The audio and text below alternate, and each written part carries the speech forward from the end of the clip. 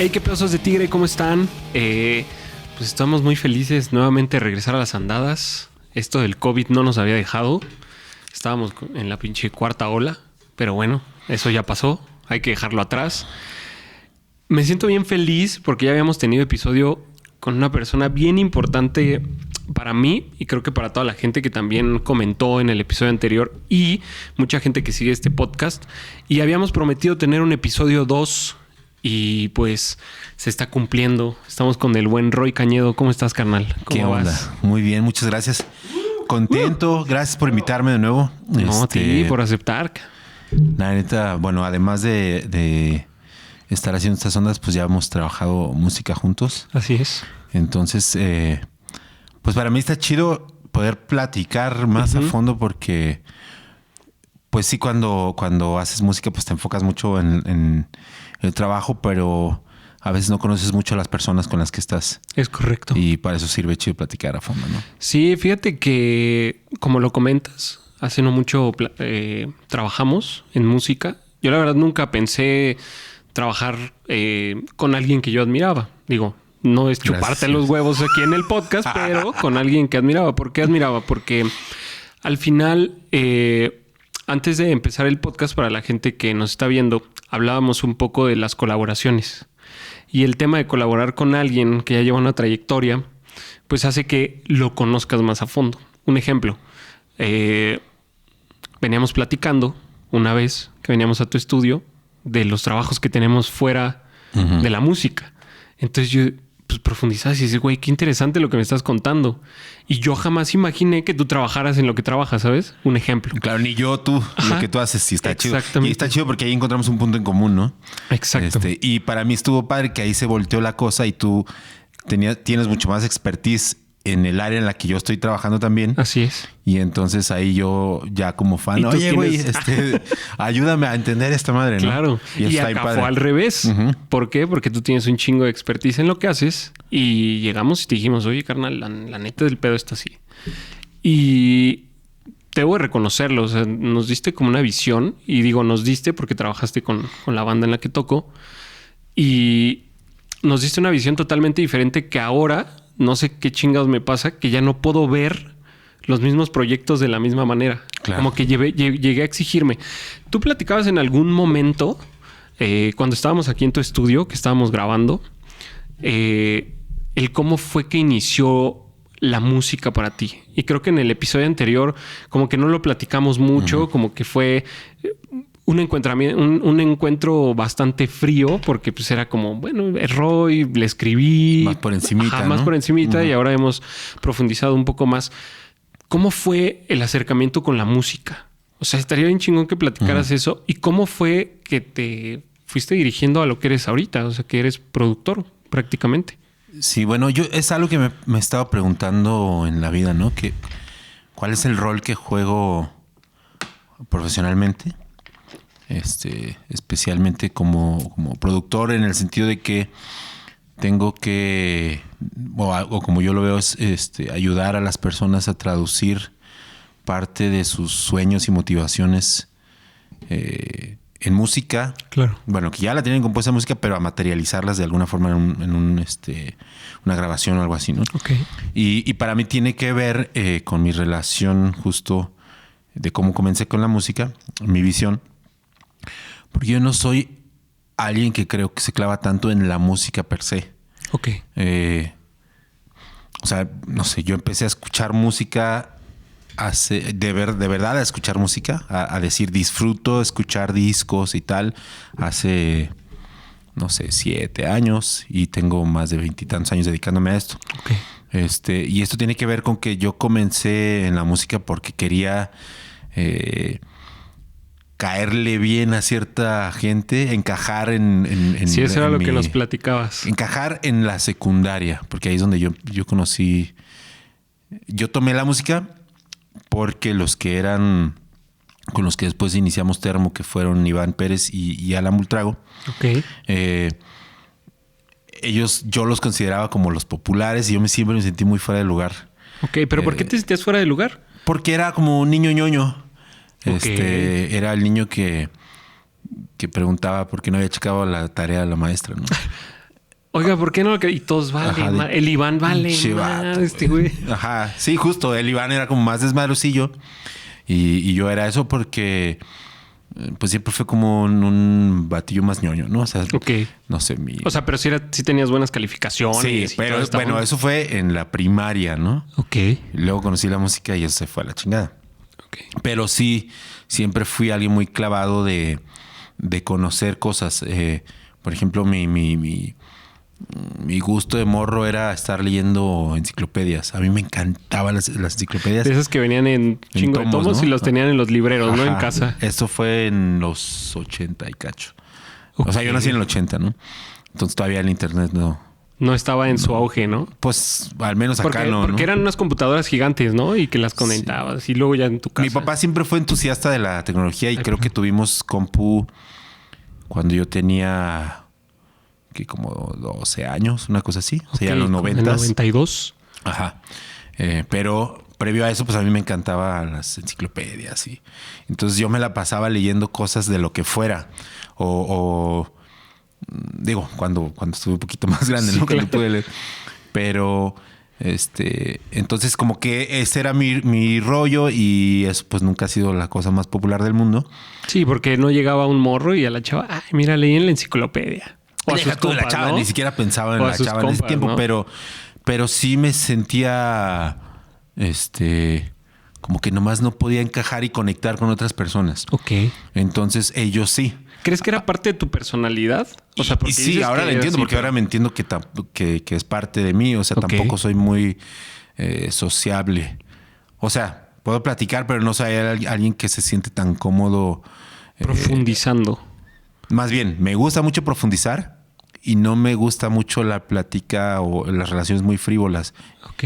Y eso suele interpretarse como medio intenso. ¿Disfrutas más estar en una reunión que en una peda? Sí, pero en cualquiera de las dos me voy a poner a platicar como de las cosas que a mí me parecen interesantes, que suelen ser cosas medio clavazonas. Y la gente es como, güey, platícame del clima, ¿no? Sí, claro, no, pero está chido. Ahorita hablábamos de un tema que a lo mejor, digo, por no abordar qué tema es, pero se nota que sabes. ¿Sabes? Y hasta te brillan los ojos. Sí, así, es que me apasiona. Lo que me apasiona de verdad, ¿no? Claro. Entonces me clavo y solo quiero hablar de esas cosas y luego las voy cambiando, etcétera. Pero bueno, entonces en la secundaria yo me sentía así fuera de lugar y yo veía que ellos se relacionaban muy fácil con los demás y como sea, siempre me gustó tener amigos. Sí, claro. Entonces, ellos estaban haciendo una banda, según ellos en ese tiempo, pero ninguno de ellos tocaba nada.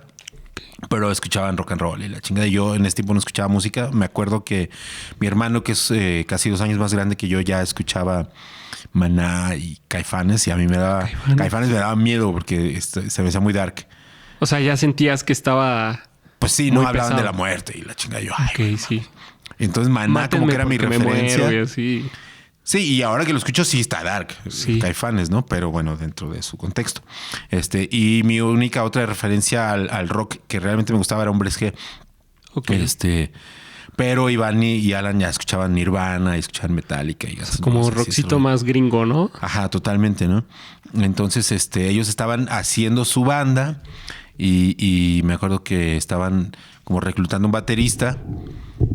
Pero cuando me refiero a bateristas, como quisieras tocar la batería, y le preguntaron a un güey que ellos consideraban como popular y pues el güey no le interesaba ni madre. Dijo no. Y cuando les dijo que no, yo en chinga me apunté. No, yo me apunto, yo voy a ser su baterista. Ok. ¿No? Entonces, pero yo te digo, no tenía ninguna relación con la música antes, o sea, más allá, eso sí, que a mi papá siempre le gustó mucho la música y viajábamos mucho en carretera. A él le gustaba mucho ese rollo. Y siempre que viajamos en carretera, él ponía discos de música que le gustaba, rancheras especialmente, y balada latinoamericana de que José José y Ana Gabriel. Eso. Y ¿recuerdas alguna canción? Pues que había remonte, muchas. Así que si la escuchas, ¿te acuerdas de tu papá? Sí, había muchas. Especialmente José Alfredo Jiménez. Ok.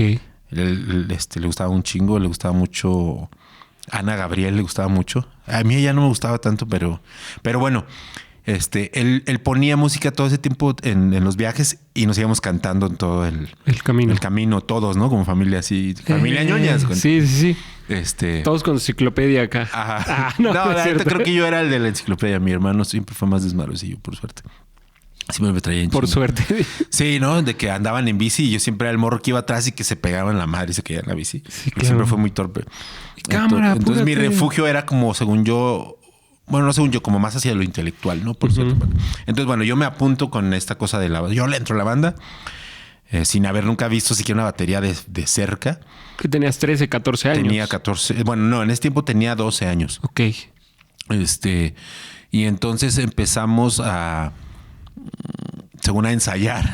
Y por ahí me conseguí una guitarra antes de que era de ser baterista, pero pues nadie sabíamos tocar nada, nos ponemos a pendejar. Ahí A escuchar música y a cotorrear, pero para mí eso fue muy formativo porque de no tener nada que ver con un tema e interesarte por él y poder lograr algo con eso de tu vida, a mí me pareció ese proceso como revelador en el sentido de que, bueno, si pongo mi atención y mi trabajo en algo, puedo lograr cosas que quiera, ¿no? Claro. Así de sencillo. Y entonces, como a los 2 años de eso, me compré mi primera batería, que fue a los 14 años. Ya en ese tiempo nos establecimos como Termo. Bueno, eso fue en el 96, más bien 2 años después. Pero ya llevamos desde los 12 años como jugándole a que teníamos la banda. En el 2000, en el 96 ya tocamos por primera vez como Termo. ¿Por qué termo? Es la historia más tonta del mundo, güey. Digo, sé que te lo van a preguntar. ¿Por qué se llaman termo? Pero seguro debe tener algo más profundo. Cuando iniciamos, no tiene nada de profundo. Y ahí sí. Mi termo. Cuando iniciamos, según eso, o sea, buscamos muchos nombres. Uno de ellos era Jaca, no sé por qué, madres. Y ese primer show que íbamos a dar en vivo, como que, no, pues ese nombre Jaca son horrible. ¿Cómo nos llamamos? No, pues no sé. Safri Duo, ¿no? No sé, suena horrible, güey. Y había un termo ahí creo que de los Picapiedra, una cosa así. Nos vamos a llamar Termo. Así de fácil, o sea, no hubo ninguna reflexión después. Y para mí la cuestión de los nombres de las bandas y en general de los nombres de los proyectos se me hace bien peculiar porque usualmente son nombres bien feos. Por ejemplo, Caifanes suena horrible. El nombre está horrible, güey. Y luego Jaguar. O Maná, o sea... Sí, Maná es un nombre ñoñísimo, ¿no? Moenia.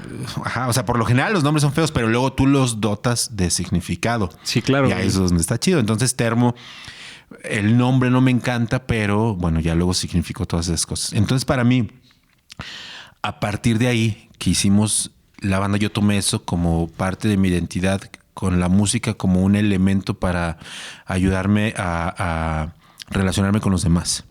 Ok, o sea, principalmente tú te fuiste hacia la música para relacionarte con la gente. Sí. Y te diste cuenta que te enamoró. Sí, el momento ahí sí que tomé una batería por primera vez, dije, no, pues esto es mi vida, o sea, quiero hacer esto toda mi vida. Pero siendo esa persona que se interesaba por muchas cosas, me puse a investigar todo lo que tenía que ver con música, ¿no? Wow. Irónicamente nunca estudié música. Porque siempre fue como de una forma muy relajada en ese sentido, porque todo lo demás que me gustaba sí lo estudié, pero para mí eso era una cosa muy didáctica, muy lúdica. Sí, como para qué me clavo a estudiarlo si yo lo puedo aprender por fuera, ¿no? Eso por un lado, pero por otro lado porque era un juego para mí. Claro. Siempre lo vi como un juego nada más, y en el juego simplemente me dejaba ir y mi cuerpo me decía qué es lo que tenía que hacer.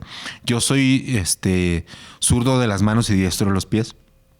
Y entonces, si yo hubiera estudiado la batería, como lo intenté hacer años después, pues hubiera tocado bien distinto la batería. Yo toco, como le llaman, como en posición abierta, o sea, toco los contratiempos con la mano izquierda. Okay. Y la tarola con la mano derecha, y usualmente los bateristas diestros cruzan el brazo. Ajá. Los diestros cruzan el brazo, tocan los contratiempos con la izquierda y la tarola con la derecha. Okay. No, al revés. No, los contratiempos con la derecha ajá. y la tarola con la izquierda, ¿no? Yo acomodo la batería como si fuera diestro, pero no cruzo los brazos, porque si no tendría que acomodar la batería totalmente al lado contrario, como hacen todos los zurdos, y eso no es práctico cuando quieres estar tocando y en muchos shows o andar de aquí para allá y no, o sea, tienes que cambiar la batería para todos. Es una hueva para todo el mundo. Oye, ¿y alguien te vio y dijo, ¿qué onda? ¿Por qué estás tocando así si tú deberías de tocar de otra manera? O sea, muchas personas todo el tiempo me lo han dicho, ¿no? Ok. Pero justo como lo aprendí yo solo, yo aprendí viendo... Es más, ni viendo tanto videos, porque pues en ese tiempo veía MTV. Me acuerdo, y más bien como ahora sí que yo escuchaba y cómo replico ese sonido con mi cuerpo, ¿no? Bueno, pues así se me acomoda. Y años después quise meterme, más bien estuve un tiempo en clases de batería y el maestro o los dos maestros con los que intenté querían hacerme que cambiara mi técnica a tocar como diestro y dije, no mames, mejor me pongo yo a estudiar y ahí sí ya me puse a estudiar batería. Pero te digo, para mí siempre fue un juego. Y bueno, yo ya tocaba la guitarra, me puse a cantar después de un tiempo porque como que no nos encantaba como cantaba. O sea, ¿tener otro vocalista o sí, era alguien de cantábamos ellos? Los tres. Pero al final creo que fui yo el que... El ganón. Por ser más clavado, por clavarme más como en hacerlo más y en practicarlo más, como que me fue saliendo un poquito mejor y se fue decantando a que yo era el cantante. Entrenaste más tu voz. Exacto. Pero Iván con el tiempo se hizo como más gritón. En ese tiempo no había tal cosa como el emo, ¿no? Sí, claro. Pero Iván ya traía el pedo de los gritos junto con Alan por Nirvana y por Smashing Pumpkins y todo eso. Exacto. Entonces eran afinados, pero más bien hacia el grito, ¿no? Sí, entonces como por que eso era ya después su fuerte. derivó en el grito emo. Y luego no sé por qué le decían, échate un panic. No sé dónde salió lo del panic, pero así le decían al grito del Iván, le decían panic. Oye, que gritaba muy cabrón. Gritaba muy cabrón. Sí, y ¿No luego... se lastimaba? No, fíjate que no. Wow. O sea, ahorita ya no lo puede hacer a ese tan alto, tan agudo. Pero... y creo que fue por una decisión que tomamos como banda de que, güey, qué hueva los gritos al chile, güey. O sea, está muy impuesto este rollo. Te vas a terminar lastimando. Conocimos varias personas que por gritar hasta los tuvieron que operar de las cuerdas vocales y demás. Entonces, la neta, no valía la pena. Uh-huh. Y ya fue por ahí, ¿no? Pero entonces, en general, mi relación con la música siempre tuvo que ver con ayudarme a conectar con los demás y a superar mi introversión, digámoslo así. Porque me dotó como de un cierto de... Luego me di cuenta de eso, como de un personaje.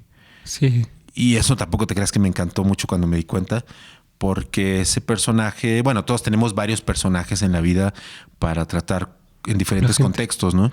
Sí, no es lo mismo en la oficina, exacto, como con tus compas o hasta en una tienda departamental, ¿no? Sí, eres distinto según el contexto en el que te encuentres, ¿no? Correcto. Pero a mí ese es el que me ayudaba a relacionarme con la gente. ¿Y te relacionaste más? O sea, después sí, ya con la banda, o sea, se empezó a acercar más. Es que es raro, porque yo lo digo como un personaje porque yo siento que cuando yo no estaba en modo músico, uh-huh, me costaba mucho abrirme con alguien.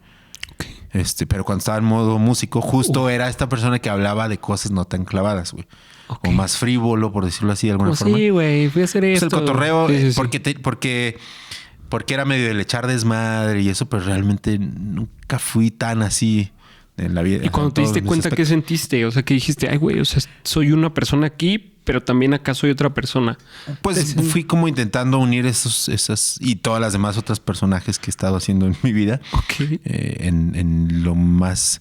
En el centro más balanceado que puede entre todos ellos, ¿no? Claro. Pero entonces, cuando yo empecé a hacer producción musical, me di cuenta que esa era una manera en la que podía relacionarme con gente de una manera más profunda. Claro.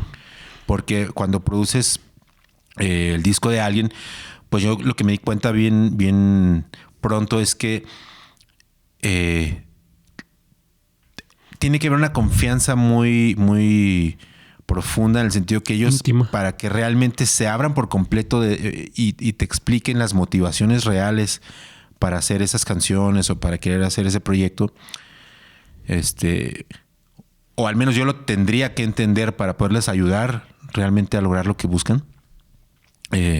Y entonces medio me tomé el papel un poco como de psicólogo, ¿no? En el sentido de tratar de entender esas motivaciones, porque la gente no está muy acostumbrada a comunicar eso, porque justo... Mucha gente no profundiza. Justo nos montamos en este personaje en el que el desmadre, eso cuando viene mucho el rock. Sí, claro. Es una tradición mucho del rock, o de la música más para pasarla bien. Y no se habla mucho de eso, ¿no? Y a mí eso fue lo que siempre me interesó más de la gente. O sea, y cuando estabas en algún show, en el backstage, o sea, ya terminando de tocar, ¿nunca te tocó que alguien te dijera, oye, güey, me siento mal? Muchas veces. Y que tú, a ver, güey, no, oye, acompáñame allá afuera y...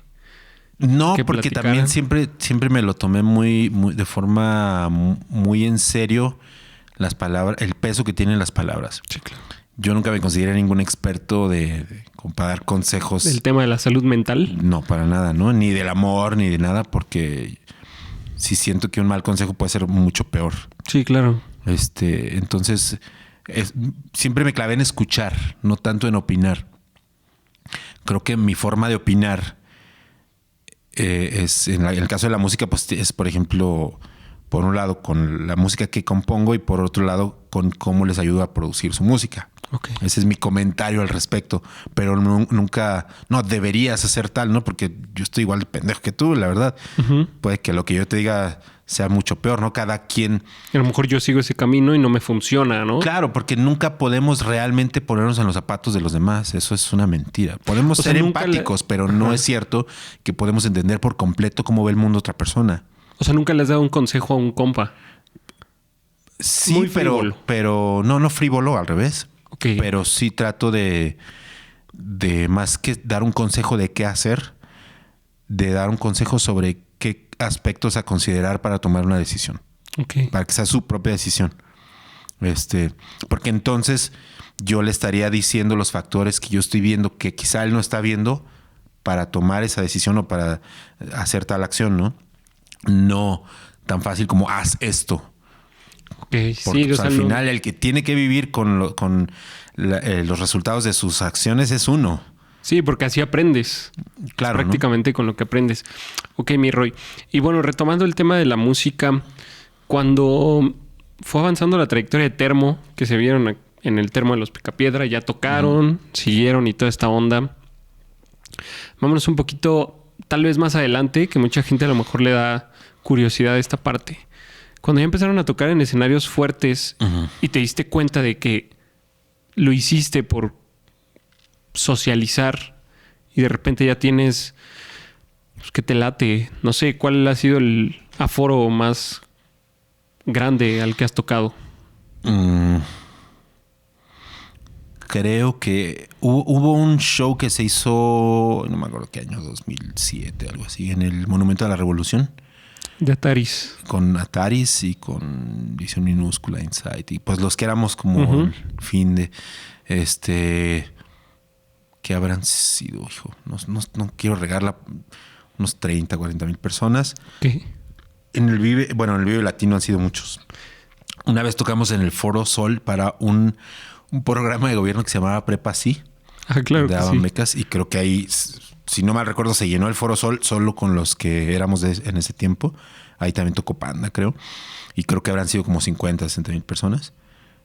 Creo que esos son los más grandes que me tocaron. Pero eso no necesariamente quiere decir que conectara yo personalmente o directamente sí, claro. con ellos, ¿no? ¿Qué sentiste tú al darte cuenta de que algo que inició como un... Pues chingue su madre, sí. Uh-huh. Ya estaba sentado en una batería expresando, porque quieras o no, si conectas. Cuando ves que la gente está coreando tus canciones, claro, o que te dicen... No, a mí me parece muy raro ese proceso en el que un día estás sentado en tu cuarto intentando hacer una rola y unos años después de esa rola la están coreando tantas personas. Me parece rarísimo, me parece como magia de Harry Potter. ¡Ping! Ajá, ¿no? Como que, ay, güey, con mi imaginación se pasó esto, ¿no? Me parece un proceso muy raro, muy chingón, muy interesante. Claro. Pero nunca me lo he podido explicar por completo, ¿no? Porque cada quien interpreta la música de una forma bien distinta, ¿no? ¿Crees que sea la manera en la que la banda sepa cómo moverse dentro del medio, o es la manera en cómo conecta o tiene algo clave? Hace rato me decías tú, güey, pues vénganse a grabar las voces aquí, porque la voz es lo que realmente... Pues, hace o deshace un disco. Hace o deshace un disco, ¿no? En un disco que bien lleve hecho. Voces. No, que lleve voces, ¿no? Hay menos que instrumental que no. Pero, bueno, primero eso pasa porque ese es el único elemento humano reconocible inmediatamente. La voz, estamos entrenados a reconocerla, así como las caras, en patrones visuales, como no sé, uno puede ver caras en lo que sea, ¿no? Ves un pedazo de tierra ahí y a veces reconoces, o en una nube reconoces una cara, ¿no? La voz es algo muy parecido, ¿no? Entonces, de entrada, cuando eso está dirigido de forma natural, orgánica y demás, luego a mí me pasa mucho como cantante que cuando intento cantar como tal es cuando menos conecto. Ok. O sea, cuando me esfuerzo por hacerlo bien, digamos, es cuando menos conecto. Cuando se hace de forma natural es cuando de alguna manera pasa esa conexión más fácil, ¿no? En mi experiencia. O sea, estamos hablando que esta parte natural de hacer la banda, cómo iniciaron, vamos a echar el coto, vámonos a tocar, esa fue la conexión que se hizo con la gente. Bueno, o sea, yo creo que eso, o sea, hay muchos factores que dependen para que haya una conexión, ¿no? Porque eso es lo que vendría quizás relacionándose con fama, y eso sería el santo grial de así se construye la fama. Claro. No, o sea, no creo que haya una sola forma, sino que tiene que ver, o sea, es muy contextual. En nuestro caso pasó, creo yo, con que conectamos o sea, estuvimos en el momento preciso, en el lugar preciso, en el sentido de que por un lado veníamos de una generación, pasando de una generación de músicos en las que todo era un poco, al menos desde mi punto de vista, como muy metafórico, muy filosófico. Como muy rebuscado. Claro. Por ejemplo, no sé por qué estoy recurriendo tanto a Caifanes, pero como las letras por ejemplo, que es la generación previa a la que yo venía, ¿no? O no sé, de Guadalajara, La Cuca, La Castañeda. Ajá, como que era muy, muy así, muy Neón. Poético, muy. Y siento que eso ya no necesariamente conectaba muy bien con la nueva generación, al menos conmigo no. Entonces, cuando hubo un lenguaje y una manera de comunicarte más directa acerca de lo que sientes en ese momento, o sea, culturalmente contexto se prestaba para esa comunicación un poco más directa. Y estéticamente el punk tiene esa facilidad de ser tan sencillo. Transmitible de manera muy sencilla, ¿no? Exacto. Puedes comunicarte muy fácil por ser un lenguaje tan sencillo, ¿no? Musicalmente, pues son 4 acordes y vámonos. Y las letras son muy directas. Estoy enojado. Ya, la chingada, no tienes que decir el cielo se hizo rojo y se tiñó y no, animal, estoy enojado, ¿no? Entonces creo que en ese sentido la practicidad del lenguaje que estábamos, ayudó.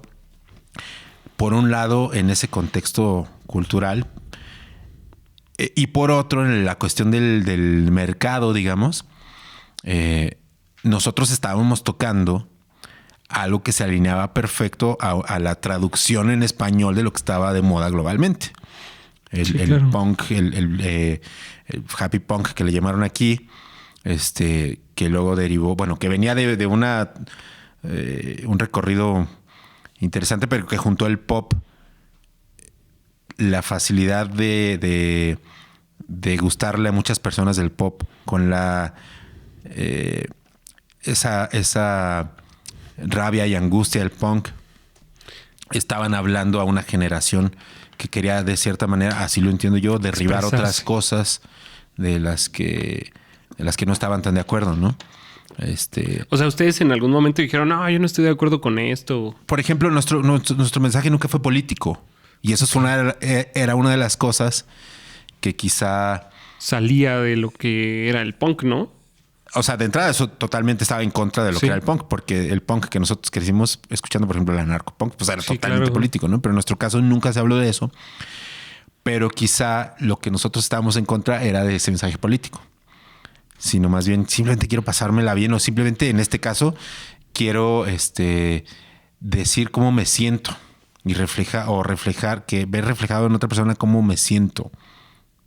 Cómo estoy dentro de mí, cuáles son mis emociones, no cómo es el aspecto político de esto o del otro, ¿no? Esa parte de las emociones, el otro día también nos contabas algo que dije, si se vuelve a prestar el episodio 2, va a estar bien chingón que lo cuente. ¿Cómo se hizo la canción de Vanessa? Porque esa fue una gran historia que nos quedamos nosotros así como neta, güey. O sea, o la de ¿dónde estás? No, ¿dónde estás? Era la que nos estabas cantando. ¿Dónde estás? Dijimos, what the fuck. O sea, nosotros es una tontería, escuchábamos esa canción y yo sí. Por eso te decía yo que es bien raro cómo tú estás, pues ahí como tratando de ponerle nombre a algo y luego sale siendo una cosa mucho más grande que la realidad. ¿Creyeron que esa rola iba a tener el boom? No, nunca. Yo escribí esa rola cuando tenía 18 años. Okay. La que era mi novia en ese tiempo, que fue mi primer novia, se fue de vacaciones. Hasta me siento tonto diciéndolo. Se fue de vacaciones de graduación o algo así. Y era a la playa. Y entonces me dio el número de su habitación. Y yo, pues todo, era mi primer novia, estaba bien enamorado, bien tontillo. Y entonces llamo un día para saludarla y me contesta un vato. Yo, ¿qué? Ya vale madre, todo mi primer amor, ya sabes, como de adolescente. A escribir. Entonces, no, escribo O sea, pero sí sentiste gacho. No, pues cuando... sí, o sea, yo, según yo, ella ya me está engañando, ¿no? ¿Era celoso, güey? Yo creo que ahí empezó a partir un poco una etapa de mi vida en la que fui celoso. Okay. Ahora no me considero celoso. Pero en ese tiempo yo creo que más que nada era inseguro. Ok. Y entonces, pues ya en un transcurso, un lapso como de 2 horas, escribí esa rola. Entonces por eso, a ver cómo dice, ¿cómo va la rola? Madres. No entiendo porque el tiempo que se va... No borrar, no sé, un dramón me estaba yo aventando ahí en 2 horas, ¿no? Y luego, creo que me llama después. Ves que me cambiaron de cuarto. Está tu pinche pedo. ¿Y él ya hizo dónde está? Yo ya hice una rola, ¿no? Todo arde en mí. Exacto. Lo hizo ahí. Una tontería así súper babosa, ¿no? Porque y bueno, esas son las cosas que yo te digo que me sorprende tanto. Como de algo... Claro, porque bueno, ese es el poder de la música, ¿no? O sea, fue una tontería lo que pensé en ese tiempo, pero no lo que sentí en ese momento. Claro. Y lo que yo sentí en ese momento, muchas personas lo hemos sentido en nuestra vida, ¿no? Sí, claro. Entonces ahí es donde podemos conectar. Entonces, eso puede ser, o sea, eso se podría haber quedado ahí como una rola y ya, pero te digo, el contexto del mercado, y lo que estaba de moda y lo que el nicho que estábamos cubriendo o que cubrimos, pues eso ya no estaba en nuestro control. Sí, no, ya esto ya estaba aparte. Era mucho más grande que nosotros. Y entonces luego vinieron, nosotros no nos dábamos cuenta que de ese potencial económico que tenía ese tipo de música y ese movimiento. Porque aparte, bueno, nosotros todos en ese tiempo éramos bandas autogestivas. Entonces, pues ahí fue donde empezó a cambiar la industria en el sentido de que, bueno, las redes sociales ya comenzaban, Internet empezaba mucho más fuerte y la autogestión tomó un papel muy distinto porque ya no necesitamos las bandas a que viniera la disquera X a descubrirte. Si nosotros podríamos empezar a hacer las cosas a nuestro nivel, como para llevarlas a cierto grado. Yo me acuerdo que en ese tiempo en MySpace nosotros teníamos más seguidores que Luis Miguel, güey. Porque todavía Luis Miguel no se trepaba al rollo, MySpace, ¿no? Ajá. Entonces nosotros creamos una comunidad solos. ¿Cuántos seguidores tenían en MySpace? No me acuerdo, pues sí, creo que era el 1,000,000, una cosa así. O más, no sé. O sea, ahorita tendrían plaquita de MySpace si MySpace hubiera hecho placas. Como las que hacen YouTube. Supongo que sí. Wow. Sí, estaba muy, muy fuerte, ¿no? Y entonces ese potencial luego alguien lo reconoció de las disqueras como, ay, güey, pues no mames, ¿para qué desarrollo artistas cuando esos güeyes se desarrollan solos? O sea, crean la audiencia que yo me voy a gastar millones en crear, pues mejor trabajo con ellos. Y entonces eso fue un cambio histórico interesante que creo que no se ha reconocido lo suficiente, porque luego vino esta cosa que se llamó indie, que no tenía nada que ver con indie. O sea, indie se le llamó como género musical, pero no del independiente. Pero en yo México... también nunca he entendido. Bueno, así como Happy Punk, pues no existía más que aquí. Sí. Bueno, indie sí existió en otros lados como género, ¿no? Pero no desde el independiente. Y nosotros partíamos mucho del hazlo tú mismo, que venía totalmente del punk. Y entonces, a partir de ahí, creo que se reconoció en la industria que existía ese potencial. Pero creo que no se ha explotado en México. O sea, ¿crees que todavía sigue stand-by? O sea, que no han llegado como... Pues la autogestión como forma de desarrollo cultural y social creo que todavía le falta muchísimo, al menos en México y en Latinoamérica. En otros lados, pues es de ahí es donde parte y hay disqueras independientes y negocios independientes grandísimos, ¿no?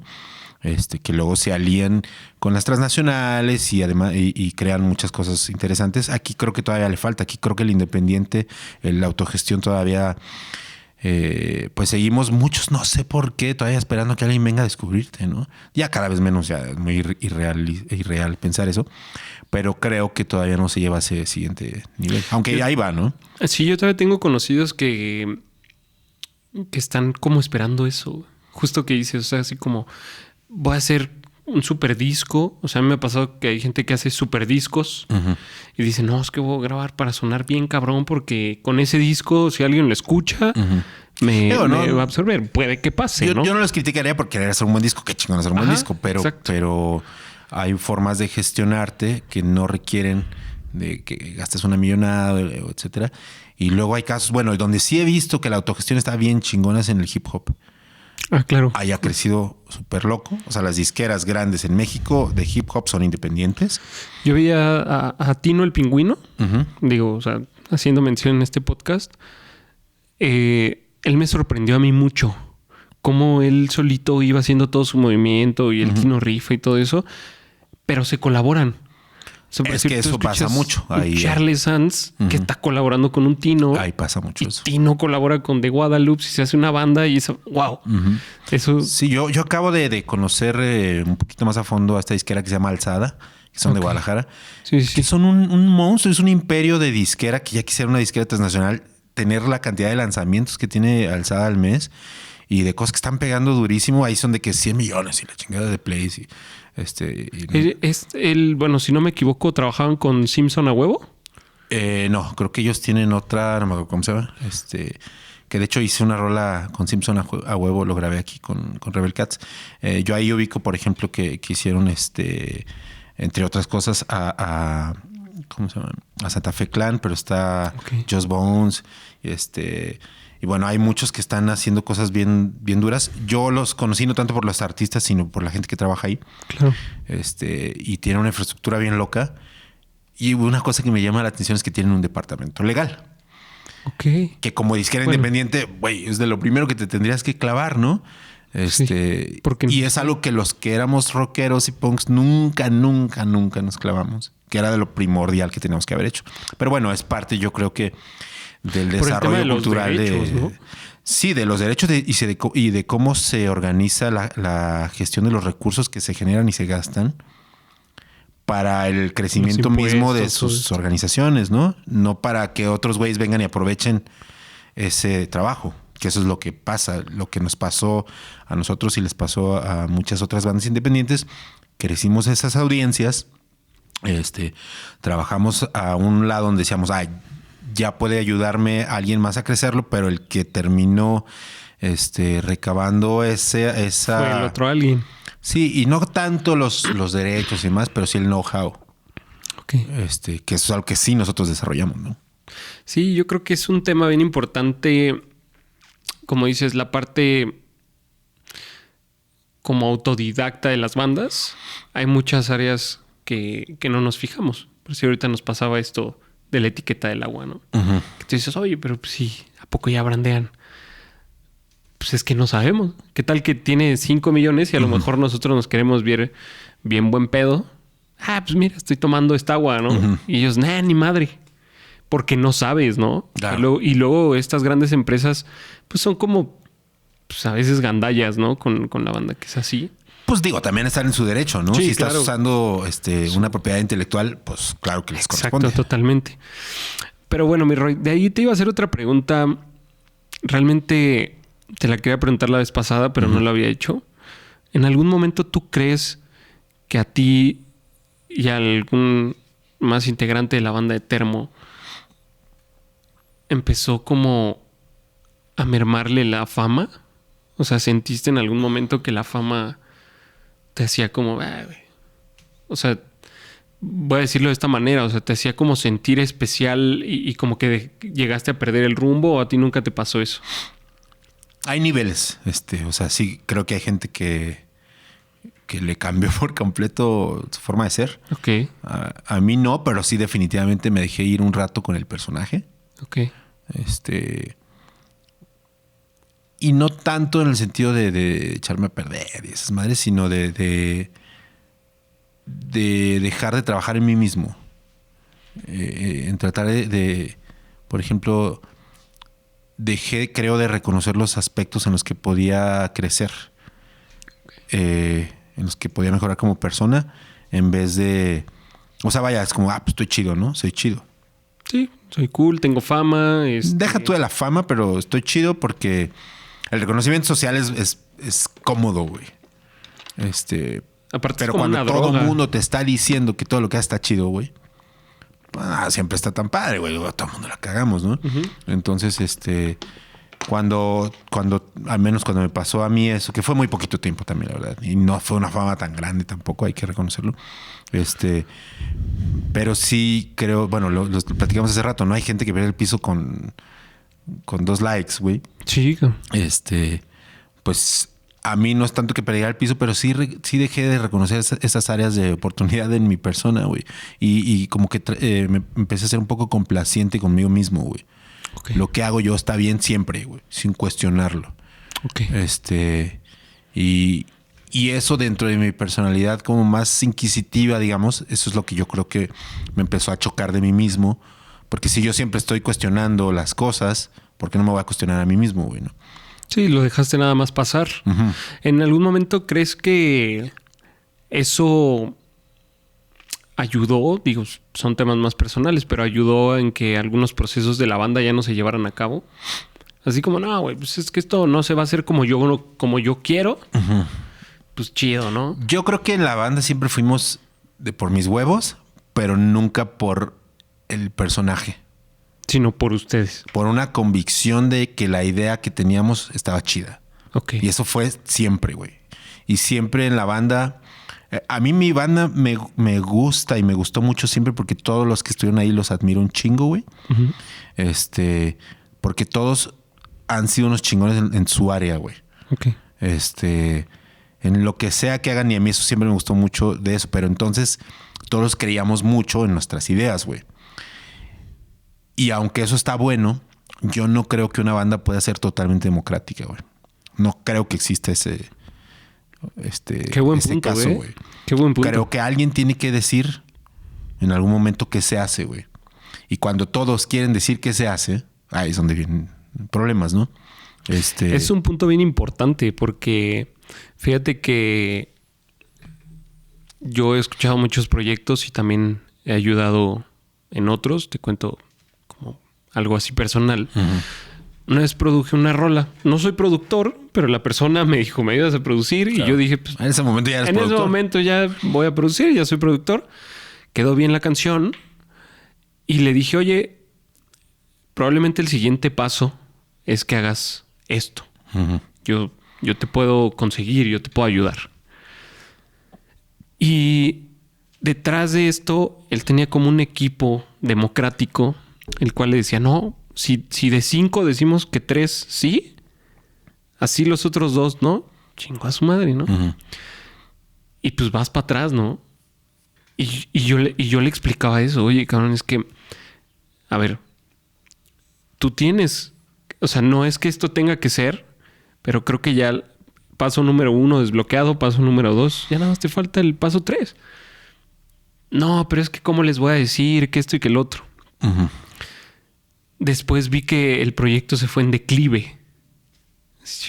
Como una mala decisión, ¿no? Uh-huh. Yo dije, puta, o sea, tanto tiempo invertido, tanto ir a un estudio, tanto... Y que esto no lo hayas podido como tomar la decisión uh-huh. de... A ver, o sea, yo considero que por esta ocasión esto se va a hacer y vemos, ¿no? Sí, bueno, eso, lo que yo te dije de que no sea una democracia no quiere decir que no tengas que escuchar a los demás. Ah, sí, claro. Porque por eso tienes que confiar en la gente con la que estás. Y por otro lado, la gente con la que estás tiene que confiar en tu buen juicio, güey.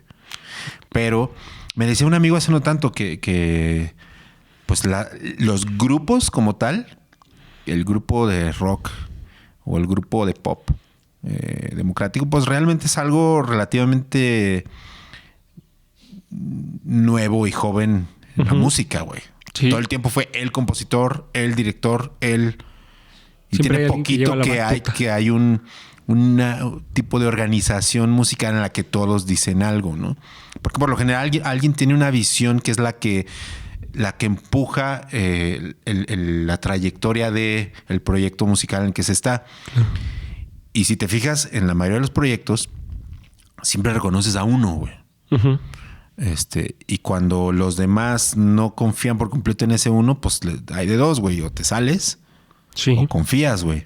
Porque también puede que en el que confías la cague. Todos la vamos a cagar, ¿no? Sí, es lo más normal. Pero luego eso es muy difícil, güey. Luego eso es muy difícil. Y en nosotros creo que empezó a haber eso. El que todos, sabiendo, porque tampoco decíamos las cosas a lo güey nada más como por imponer nuestra idea, sino por esto. Pero yo creo que empezó a haber esa tensión y luego hubo diferencias creativas, o sea, de la visión artística, en la que ya no fue reconocible. Y luego, el factor externo, ya obviamente no estaba de moda lo que nosotros estábamos haciendo. Entonces, y luego había otro factor externo, que en México, cuando empezó la guerra del narco, lo primero que se fue a la chingada fueron las vías de transporte, ¿no?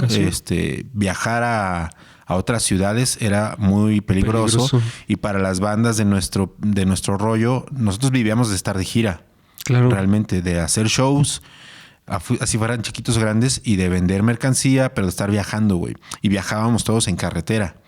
Sí, era lo más económico, ¿no? Ajá, para que fuera viable, porque teníamos un modelo de gira en el que para que fuera sostenible la gira no podías regresar. O sea, voy un fin de semana a mi casa a tocar a otro lado y vuelvo a mi casa. No, güey.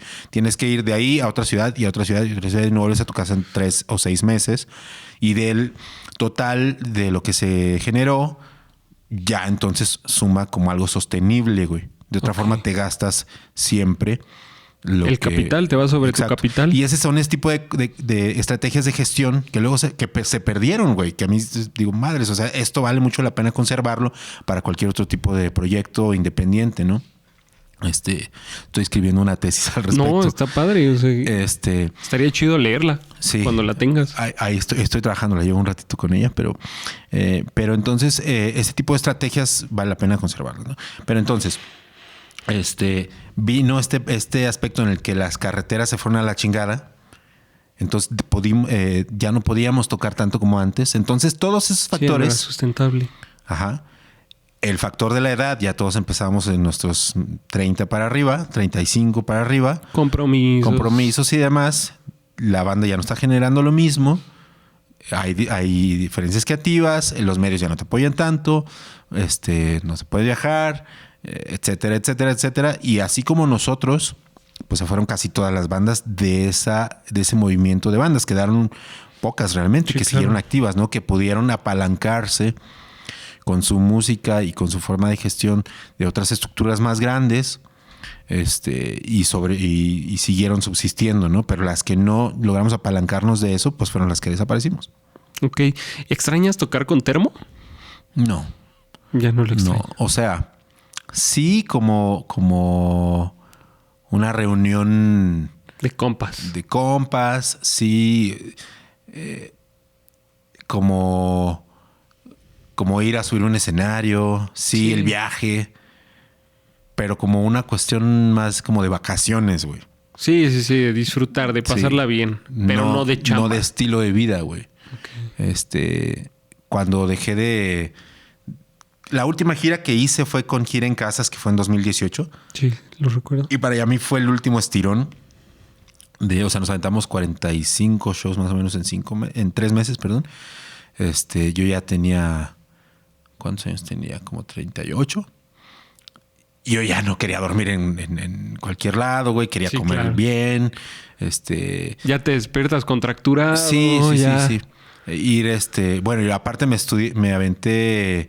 Estaba estudiando gestión cultural y me la aventaba en la carretera, güey. Entonces imagínate, íbamos escuchando black metal a todo, güey, y yo haciendo tarea con mis audífonos. Y ahí, de hecho, ahí fue que empecé a escuchar música ambient. Ok, porque me ponía los audífonos los más que me aislaran lo más posible y me ponía esa madre para contrarrestar la putacera que viene en la camioneta, ¿no? Eso no lo extraño, güey. Sí extraño conectar con la gente, extraño estar en un escenario. Y digo, no extraño tocar con Termo porque con Termo es con quien hacíamos eso, ¿no? Claro. Aunque no necesariamente quiere decir que ese sea el único modelo de gira que pueda existir. Ya están habiendo otros más interesantes en el que a lo mejor pueda acomodarse Termo. Y ahí sí, pues me estaría súper encantado. Pero ya ese modelo antiguo a mí ahorita ya no me funciona tan padre. Ok. Oye, mi Roy, y bueno, viendo ya tu trayectoria, iniciaste tu carrera como solista. Eso es algo que está bien chido. ¿Cómo lo decides? O sea, ¿cómo dices? Pues porque seguí componiendo siempre, ¿no? Entonces tenía rolas que ya como necesidad creativa pues siguen saliendo y se van acumulando y es como si fuera se desbordan, ¿no? Llega un momento donde ya, güey, o sea, déjame salir, no chingues, güey. Sí, claro. Como una presa. Presión. Exacto.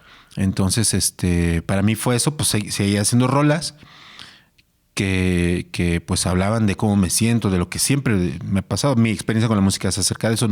Yo siempre la música la tomé como una labor un poco terapéutica. Okay. No tanto para lograr cierta cosa, sino para siento expresar. Esto, necesito expresarlo de alguna forma. Nunca he sido muy bueno con las palabras platicándole a la gente, pero con las rolas. Con la música sí lo logras. Uh-huh. ¿Cuál es la rola que consideras o la canción que consideras que transmite más una situación que hubieras estado pasando? No sé, algún tema de felicidad, depresión. Pues creo que cada una transmite lo que tiene que transmitir, pero una que para mí es significativa en el sentido de cómo vi la vida un buen tiempo, es una que se llama Día de mi funeral. Uh-huh. Y que es una rola que yo siempre me imagino las canciones como escenas de películas. Okay. Entonces para mí la escena es que el funeral de alguien, en vez de ser un evento triste, es como una fiesta de cumpleaños. Es como están celebrando tu renacer. Pero a otro plano. En este nuevo plano en el que se está celebrando que pasaste el plano y es como un cambio de etapa, un cambio de existir, de forma de existir, ¿no? ¿Tú crees que existe otro plano? Quisiera, o sea, creo que existe otro plano que sea donde existe conciencia, no sé, ni probablemente no. Pero el hecho de que tú ya mismo te conviertas en otra forma de existencia, de que tu materia comience a tomar otro rumbo. Que deje de ser materia, ¿no? Prácticamente te vuelves como... Pues no, la materia no se destruye, ¿no? Destruye. Solo se transforma en ese Perdón. Sí. Pero bueno, perdón, por eso luego no le caigo bien a la gente. No, pero está bien, está padre. A veces uno es güey por naturaleza y así pasa. No, bueno, hay quien cree que Cristo se fue al cielo con todo el cuerpo, ¿no? Sí, hay gente que cree eso. Entonces no es que estés güey, no. Hay evidenciado nuestras maneras de ver, de nuestra cosmogonía, digamos, ¿no? Ok. Pero bueno, no, yo creo que más bien tu materia se empieza a descomponer y se empieza a ser parte del resto del universo. En este caso de nuestro planeta, pero no sé, en composta. Pero empiezas a tomar otro papel dentro de la existencia, ¿no? Entonces, para mí, en ese sentido, esa celebración también era un poco ahí del emo, de la angustia adolescente en esta rola, porque dice, es hasta hoy que todos dicen no lo hiciste tan mal, es hasta hoy que todos están, es hasta hoy que tengo flores que no voy a regalar, o sea, que alguien me da a mí. Entonces, digamos que es como una celebración de tu existir en vez de lamentar tu muerte, ¿no? Entonces, para mí ese es un poquito como he visto la vida un poco. Claro. Tratar de aprovechar mi tiempo con los que estoy en vez de quejarme por lo que no tengo, ¿no? Claro. Wow, lo que me dices me llega bastante porque yo llevo bastante tiempo teniéndole miedo a morir, cabrón. Uh-huh. Pues sí. Como la tanatofobia, ¿no? Uh-huh. Lo que se le llama. Pero literal a morir, cabrón. Uh-huh. Y de que, me voy a morir, ¿no? Entonces ahora que dices esto como de bien chistoso, me dejaste como tranquilidad. Como que digo, ok, bueno, sí, mi rol termina aquí. Dijiste esto, tu rol a lo mejor como ser humano termina porque la materia no se destruye, solo se transforma y empiezas otro rol dentro de este universo, ¿no? Claro. Si lo quieres ver. Me hizo un clic ahorita. Pues que todos nos vamos a morir, a huevo. Sí, claro. Esa es la cosa. Es lo más seguro, ¿no? Sí, esa es la cosa que el dicho de los abuelitos o de... No, es que la única certeza que tenemos es la muerte. Pues sí, es cierto. Y entonces... Y no te creas, yo lo digo porque me lo estoy diciendo a mí mismo, ¿eh? O sea, a mí también me da miedo morir, güey. Sí, claro. Pero es como yo a mí mismo, cálmate, güey, aguanta, mejor... Relájate, disfruta. Sí, exacto. Ok, qué chido, mi Roy. Oye, pues... Muchas gracias por haber estado aquí. Creo que contigo tendríamos que tener como 10 episodios, ¿no? Porque es profundizar en muchas cosas. La verdad, eres alguien que puede en tan poco tiempo aportar mucho en un podcast. Espero que no sea la última vez. No, que sean otros. O sea, no llenarnos así de episodio 10, Roy, pero sí a lo mejor conversar de ciertas cosas. A lo mejor un día que conversemos sobre producción musical, claro. Ciertos tutoriales, pero... Para la gente que nos está escuchando, a lo mejor va a ser muy padre que pues, tú te puedas echar una rolita con nosotros. Claro. Entonces, nos gustaría que nos dijeras qué rola es la que te vas a aventar para... Voy a tocarles una que se llama Cortinas Cerradas, que es, como casi todas mis rolas, una de tristeza. Nunca he podido comprar algo feliz, pero... Es una que me acuerda mucho a cómo me he sentido cuando estoy deprimido. En esa vez, ahora no estoy deprimido, pero me gusta mucho de repente como, mira, esa foto quedó padre. La nostalgia. Ok, pues Roy, muchísimas gracias. La verdad, como te digo, contigo es venir y sentarnos y platicar muchísimo. Y para cerrar el episodio, ¿cuál fue el mejor show que tuviste? Ya sea con Termo, tú solista. ¿Cuál fue el mejor show? No tengo un mejor show. De plano no existe. Porque cada uno tiene un aspecto que me gusta o que no me gusta. Ninguno nunca he podido reconocer así. Este fue el mejor show. No, la neta, te mentiría. He tenido varios que me han gustado mucho. Ok. ¿El que más te ha gustado? Por ejemplo, ese del Monumento a la Revolución me gustó mucho. Okay. Pero me gustó. Me acuerdo mucho uno que tocamos en Tepic como en 2005. Tepic me gusta mucho porque se come muy rico. Y esa fue la primera vez que salimos y que teníamos a la gente encima al grado de que me aventaban y no me dejaban tocar.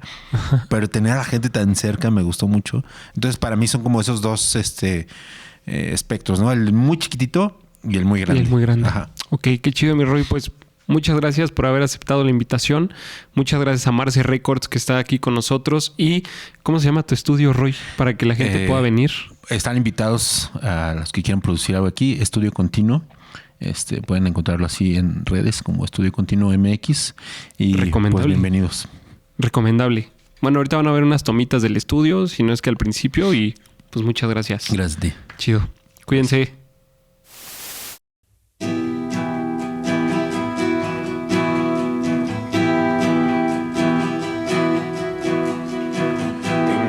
Pechos dentro de un altar, mundo perfecto que jamás se irá de mí, tu piel, tu cuerpo, y entre fantasmas solo queda un beso triste para no llorar y así perder nuestro momento en una eternidad.